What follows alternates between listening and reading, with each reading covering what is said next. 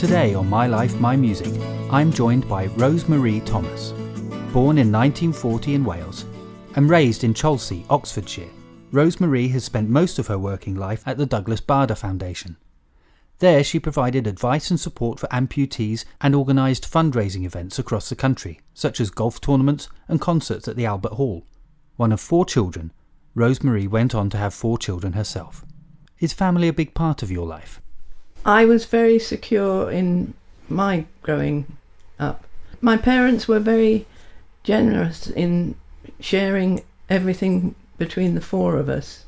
And I chose to have 4 children. And I think I've done a good job, and they get on with each other. You were born in Wales. Do you remember much about growing up there? 1 or 2 things. My parents were social people, and we lived with my grandfather. And every time they came home from some party or function, I'd be sitting on my grandfather's lap, and my mother would be all shocked, but Daddy thought it was okay and took me and put me to bed. Ah, so staying up late. Were you his favourite? My grandfather did make a lot of fuss of me. And would you describe yourself as Welsh? Oh yes. In Wales you went to school at 4, but not 5. I had a problem one day because in rushing to get to school I forgot to put my pants on. Okay. And we had a nanny. And she had to come running up to the school with a pair of pants for me. That was when I was 4. Right. Was there anything you missed when you moved away from Wales? The countryside, a lot of space. People were very, very friendly and caring. If you were out and you fell over, and some stranger would just help you. But it's the beauty, climbing up the mountains. I had an aunt who lived some miles away, and my favourite thing was to walk from Bettis over to see them on the top of the hill. I think probably it was a sense of freedom, because being the youngest, I was usually pushed out. You're too young, you can't do this, but I could walk up the hill. That brings us nicely on to your first song. What have you chosen? This is Landslide by Fleetwood Mac. I took my love, took it down. Landslide, bring it down. That was Landslide by Fleetwood Mac. So, Rosemarie, when you were 5, you moved to Chelsea. Why did you move there? My father was a civil servant, and his job moved to Wallingford. Did you make friends there? Yes. The next door neighbours, Pauline and I are still friendly. Well, Pauline was actually a year older than me, but she had a sister older than her, and that's Jennifer, and I still keep in touch with both of them. The youngest child of the Farrow family, she was always very sickly, bless her. But she's turned out into a lovely lady, and I'm friendly with her as well. And is that where you got your first dog? Yes. My parents had friends, and they were having a summer party, and their dog had got out and ended up having puppies. And I was told I could choose one, and the milk was put down. There were 5 puppies. The first one to it put his feet on the edge and spilt the lot. I said, I'll have that one. You're like a troublemaker. Scamps was just a wonderful pet. In fact, with my 2 brothers playing football, Scamp and I were the other team. So have you always liked dogs? Yes. And a friend of my parents, Margaret Niblock, bred Afghan hounds, and from the age of about 8 or 9, I was helping her exercise the dogs, and went to shows all over the country. And the Afghan hounds was just something that I adored. Their beauty, the way they galloped, and they had long hair. And with the children, after I had the children, and I had another Afghan hound myself. Margaret and I went with, as I say, all over the country and winning lots of prizes with the Afghan hounds. Tell me, how did you end up at the house of Diana Dawes? This was when I was at school in Reading. One of my friends and I heard there was something about Diana Dawes at Bray, and we decided one summer holiday to cycle over to Bray, see if we could find it. And we did find it, and we were standing outside, with our bikes, and she came out and she asked us our names and where we came from and blah, blah, blah. And then she said, "Oh, stay there a minute," and then she came out with lemonade and cakes, made a fuss of us. Then we said goodbye and cycled home again, thinking that was something else. And we felt very proud of ourselves cycling back. Well, it's an adventure, isn't it? Yeah. So let's have your next song. This is one of my favourite songs, Tell Me on a Sunday by Michael Crawford. Don't write a letter when you want to leave. Tell me on a Sunday. That was Tell Me on a Sunday by Michael Crawford. So at the age of 14 you moved to Caversham. Why did you move there? My father's job. Ah, he's always making you move around, isn't he? He was promoted and had to travel up to London. So that meant a change of school for you? Yes. And what was that like? That was good. At least you didn't have an accent to... No. going against you. No. Kendrick was a very good school. And the teachers, very, very helpful. If you were stuck on something, they would show you the way.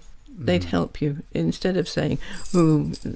So a different kind of teaching method. Yes. To what you used to. Yes. Right. Better, do you think? Better. Yes, It was better because they didn't just sort of say, "Get on with it." Get on with it. They talked you through it. And I used to cycle from Caversham all the way through Reading and out the other side. Right. And everybody thought this was very funny. And then a coffee bar opened, the first one in Reading. And I'd stop off at the coffee house and read the paper there and have a drink. It's very civilised for going to school. Yes. I was sort of dragged to school. And then I had to cycle all the way through Broad Street and all the way to Caversham. And the worst bit was the hill towards Kidmore Road. It was like that. Oh, a steep hill. Yeah. Well, better on the way down, I guess. Yes. Coming home was always better. Yes. Yeah. And so did you have to make new friends again? Yes. Right. Yes. I was a bit teased because of the private school I had been at. But no, it was a happy time. And at that time, do you think you knew what you wanted to do? Yes, I wanted to be a hairdresser. You wanted to be a hairdresser? Yes. When we were in Cholsey, I was a naughty girl because I went to Mrs. Stevens and said, my mummy said, I can have my hair cut and she'll pay you when she comes in next time. And the hair I had sat on, my plaits were really long. It was all cut off. Whoa. My mother nearly murdered me. Anyway. Let's have your next song. Well, I was friendly with a girl at the school, come from Italy, and she invited me to go up to London, where got a ticket and went in, and I was just mesmerised. This is Nessun Dorma, sung by Pavarotti.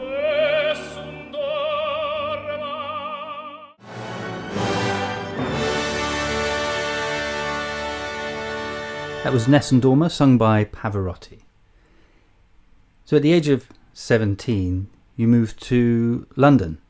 And was that part of your plan to be a hairdresser? because I had to be a certain age to get up to London, I went on a training course. It's some kind of government-backed scheme. Yes. Right.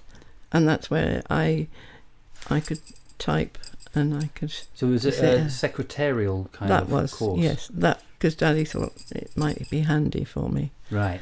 And it did come in handy, because I got into Harrods as a trainee beautician. And it unfortunately failed because I was allergic to so many things. Oh, really? Yes. Like what? Well, the stuff that's used on people, and makeup, or I see. hairdressing, Right. and things like that. So that's when other thing came in, the training on typewriters. So where that came in handy, and I got, funnily enough, a job at Silver City Airways, which was opposite Harrods. Oh, right. That was a very happy time. And what was... Sounds like a travel agent. Yeah. Yes. But that was exciting because, as I say, two of the staff, the senior ones, were well-known pilots from the war. When it went bust, started another job, still with the aviation. So secretary to the number 2, to the boss man. And that was a good time. Mm-hmm. And being 18, 19 in London... Lots to experience in London, I suppose, around that time. Well, yes, certainly, especially when I was in Harrods, because we'd have free tickets for wonderful things. Right. But I did carry on, and I did see some interesting people. Who did you see? Nina Simone. Oh. A lot. Yes, it was. Where did you like to go in London? Did you have some regular? The Two Eyes Coffee Bar. Mm-hmm. I wasn't a sort of alcohol drinker. No, but the Two Eyes Coffee Bar was quite. Mm-hmm. And were you a social butterfly on the London scene? Well, sort of. But I, from the Reading era, still my parents were there, and I'd go down there. Mm-hmm. I'd met an Italian who was 7 years older than me. So my social life involved this very nice Italian. His mother said I had to go over there, and they had a carer to keep me company. Oh, like a chaperone? Yes. Right. Excuse me. I've been living up in London for 3 years. Was that a cultural thing, do you think? Well, I'm very... yes. So that finished that, really, because I refused to go over there and have an old lady walk around. So did you go out to a lot of live music while you were in London? Yes. What did you... well, when I was at Harrods, I mean, we had tickets for anything. It could be an opera, it could be a pop singer. And I would go to opera if I could afford it. But any stars that came in, Fleetwood Mac, you'd know where to go. And so would you say that sort of formed your love of music that you would go on to listen to over the years? Yes. The same people and bands? Yes, and new people. Your next song is Neil Diamond and Barbra Streisand. You got to see Barbra Streisand about 10 years ago. Had you always wanted to see her? Yes. She was just one of the singers that I took to. Apart from singing, she seemed a nice person. Right, yeah. And I think in 1 or 2 interviews, she was confident and friendly. She was a delight. And so which song have you chosen? You Don't Bring Me Flowers by Neil Diamond, Barbra Streisand. You don't bring me flowers.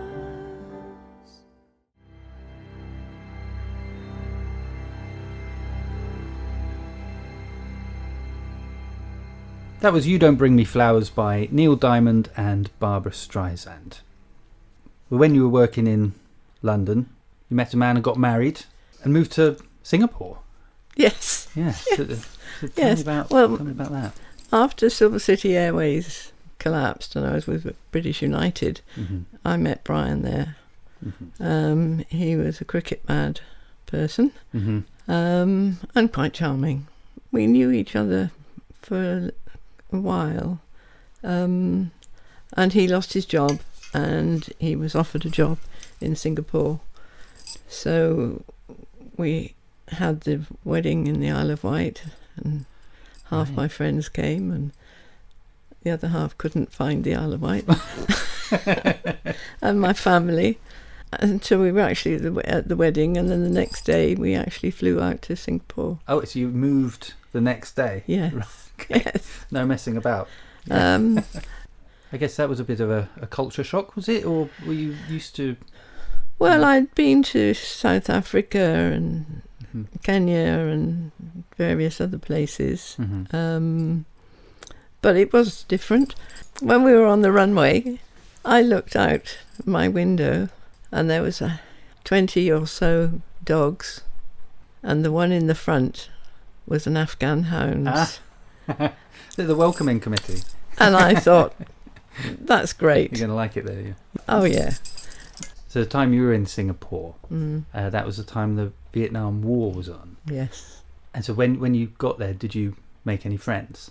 Yes. Carrie, whose hotel housed a lot of the Americans that were coming away from Vietnam. Oh, right, yeah. And they'd come to her hotel for 2 or 3 weeks and then go back.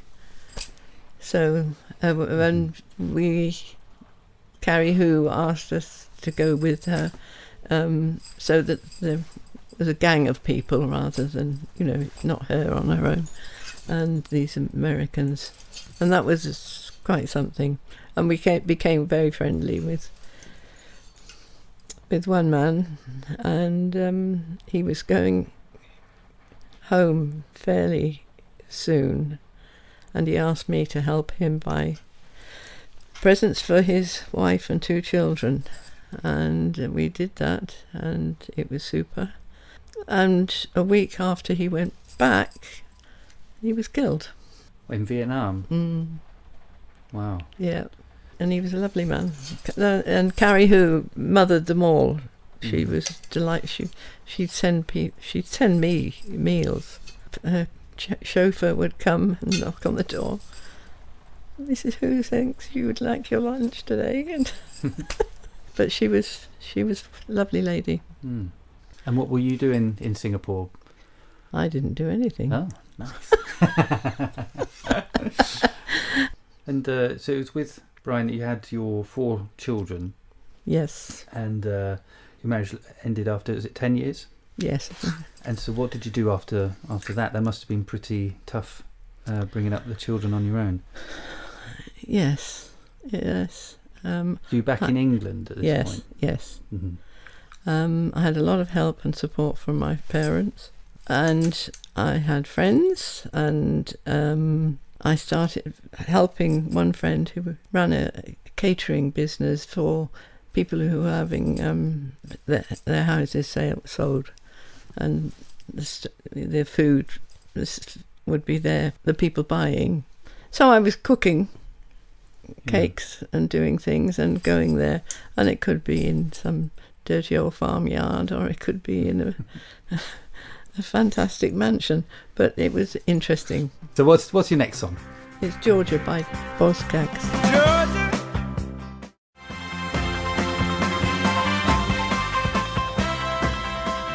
That was Georgia by Boz Scaggs. So when you moved back to England, after your divorce, you were living back in England, in Brimpton. How long were you doing the catering work? Well, probably about 5 years. And did it work well with having the children? And, yes. Yeah. Yes. And you said you had help from your parents. They were on the Isle of Wight this time, so it would be a case of Daddy would send me some money and ask me to come down for a weekend with the children. Did you ever consider moving to the Isle of Wight? No. Very anti-Isle of Wight, this conversation. No, it's okay. It's okay. Tell me about your children. Alethea was my first child. She gave me no trouble at all.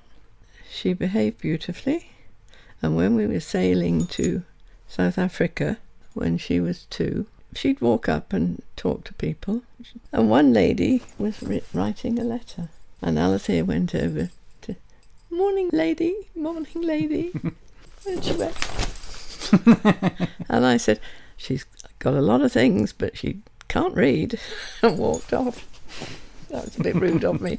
But it was just so silly, this woman. And we had to come back again. Right, yeah, that's when you moved back to England, yeah. Yeah. So who was next? Ashley. And then who came after that? Sian. And then Nami. 1 boy, 3 girls. Mm. Did they all get on growing up? Yes, sort of. Mm-hmm. Alethea, being the eldest, was very helpful. Did she take charge? Yeah, Ashley came in on the scene and ruffled some feathers. And then I had Sian, and then Nami. I'm one of 2, and I have 2 myself. Mm. I know how difficult that is with 2 parents. Yeah. So 4 with 1. Did they kind of start to sort of look after each other? Oh yes, Yeah. yes. Alethea was a good little mummy. Right. Yes. Yeah. And I had the support of my sister. She lived in Reading, and my mother and father. I mean, Daddy always sort of made sure I had money, and it wasn't that bad. Mm-hmm. It wasn't that bad. I was lucky to have the parents I had, and I mean, my sister Daphne, who didn't like me very much when I was young, but she was very helpful as well. You survived. Yeah. More than survived. You got on with things and flourished, really. Yeah. Brought up the 4 children. And then we'll get on to the Douglas Bader Foundation after your next song. If You Leave Me Now, Elkie Brooks. She came to Reading quite a lot, and I always went to see her because I thought she was a good singer. If you leave me now, you take I've got this love inside. That was If You Leave Me Now by Elkie Brooks. So tell me about the Douglas Bader Foundation. Well, I had met Douglas Bader. I met him. Yes, it was in Portsmouth, Mm-hmm. and I was working in the hotel in the summer. He came there because they were making the film about him, and he was absolutely delightful. His wife wasn't,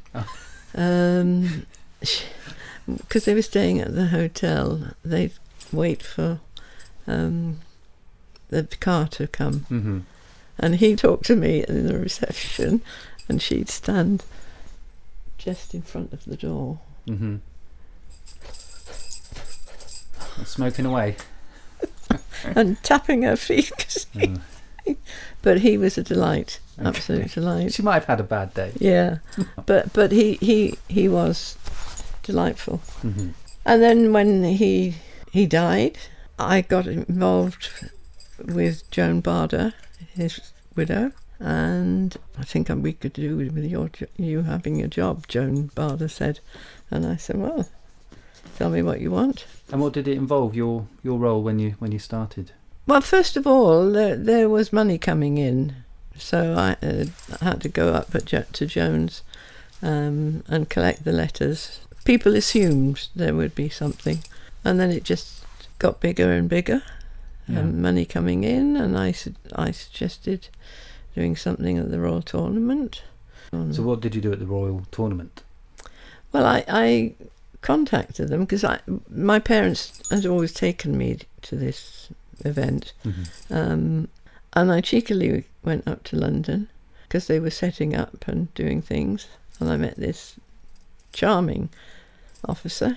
Said, I run a charity called the Douglas Bader on Joan Bader's behalf, and I was thinking, have you got a spare table that I could come and sell things and promote the charity? Mm-hmm. And they said yes. And we did it for a number of years. Fantastic. Yeah, and raised lots of money. Mm-hmm. And then all sorts of functions. I organised concerts. I had a big, huge evening.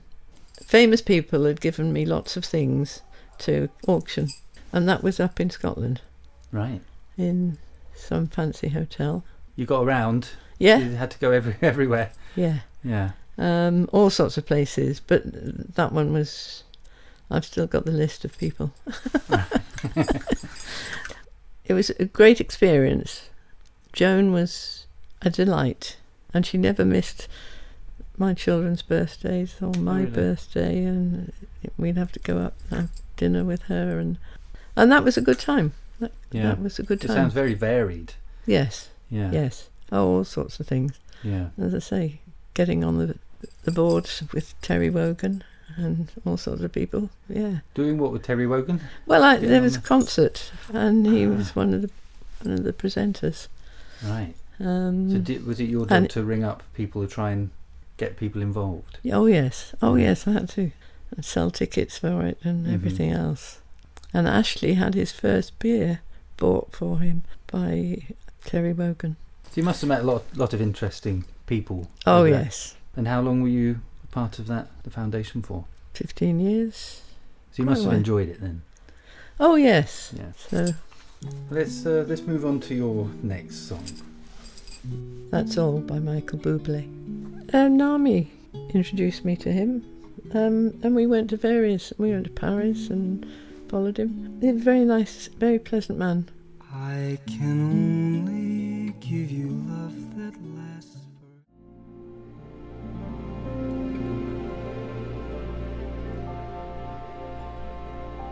That was That's All by Michael Buble. So Rosemarie, you're retired now. Yes. What do you do with your time now that you don't have to work?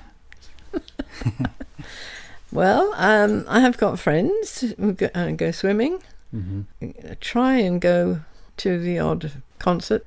I used to have a dog, and I miss Poppy, so I don't walk as much as I used to. It was a Poppy, was the Cocker Spaniel. a Cocker Spaniel. So you moved on from the Afghans Yes. to Cocker Spaniels. Yes, Right. yes. And unfortunately, she wasn't very well when she was 12. But people say to me, but you can still go for a walk. Where I live, I'm very close to a roundabout that is busy if there's something on in the M4, lorries and everything that's passed. So I used to go in the car, drive a couple of miles until I was on top of the hill, and then we had a lovely walk with the scenery and everything else. And I tried doing it without her, Yeah. but I only did it twice. Yeah, And it's not the same. it's not the same. It forces you out the house when you've got a dog, doesn't it? Yes, You know, you have to yes. go out and walk. Yeah, I just felt silly, I don't know why, but because she was very intelligent. I'd say to her, "Where are my shoes?" And she'll go and get them. Where's this? Where's that? And she'll come back and I go, "Have you looked upstairs?" And I mean, she was so intelligent. Mm. Yeah, I still miss her. Mm-hmm. But you keep active with the swimming, you were saying? Yes. Yeah, Well, sometimes. sometimes. Too active. Last week I was halfway in my clothes. I'd taken my swimming costume off and the alarm went off. Get out now, What's it get that- out now, get Oh. out now. And I shoved things here and I shoved things there, and I was damp. Grabbed everything and got them out and went, "Please leave the building." Mhm. And I was going along, and then they said, "All's clear, all's clear." But I carried on. I thought, blow it, I'm going to go home in these wet clothes and with my bottom sticking out or whatever it was. It was terrible. That was an interesting one. And outside of there, you've still got friends. You said your friend Pauline, does she still live in the area? No, she's a bit further away. Pauline is, Mhm. yes. And she doesn't do swimming, no. She's off that. What I do, it's Thursdays with some of my friends, and we meet up before I go swimming. So we meet up and have a coffee and chat Mm-hmm. and all the rest of it. That's nice. And Burr goes home to give Jim his dinner, and Jane goes home to feed the dog, and I go swimming. And do you have any other hobbies outside of swimming? Not now. Mm-hmm. I've just resigned from the village hall committee. Uh-huh. 42 years. Oh, that's a long time. And I'm a member of Aldermaston's ladies group. Mm-hmm. So I'm taking a part of Brimpton, Yeah. where I used to live. Mm-hmm. Aldermaston, because my children went to school in Aldermaston. Yeah.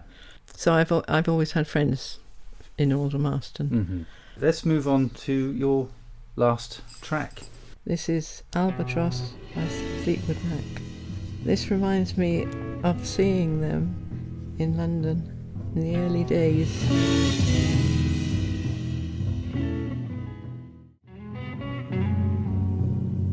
That was Albatross by Fleetwood Mac. So your 4 children are grown up now, Yes, and do they all have children? yes, Yeah. So how many grandchildren do you have? 7, 7 grandchildren. yes. And you get to spend time with them sometimes? Oh yes, yes. Freddie, for instance, likes playing table tennis with me. Mm-hmm. I have a good relationship with all of them. And you get to see your children as parents as well. It's a different angle of seeing your children, and that must be quite satisfying. Yes, yes, it is. Mm-hmm. At the moment we're in your daughter Nami's house Yes. with Noah and Isabel. Yes. Tell me a bit about them. Noah is an absolute dreamboat. Yes. I live quite close to them, Mm-hmm. so I see more of them. Sian's 3 children, Mm-hmm. 2 little boys and a girl, and they're a bit further away. But all in all, I see my grandchildren. That's nice. If you had to give your younger self any advice, what do you think it would be? Probably listen to my father, because he didn't like Brian. Oh, okay. And is there anything else that you wanted to talk about while we're here recording? When your grandchildren are grown up and they're talking about you and say, what was she like? You know, play this to them. And you know, what would you want them to know about you? I had the support of my parents to go on a number of trips abroad. Some of the people I knew, they didn't know, but they trusted me. And I would like to think that my grandchildren will spread their wings, but remember where they come from. I think that's the perfect place to end. Rosemarie Thomas, thank you very much. Thank you. You've been listening to My Life, My Music, a What's the Story production. For more information, please go to www.whatsthestoryuk.com. A special thanks to Josh Woodward for the music used in this programme. You can find more of his music at www.joshwoodward.com.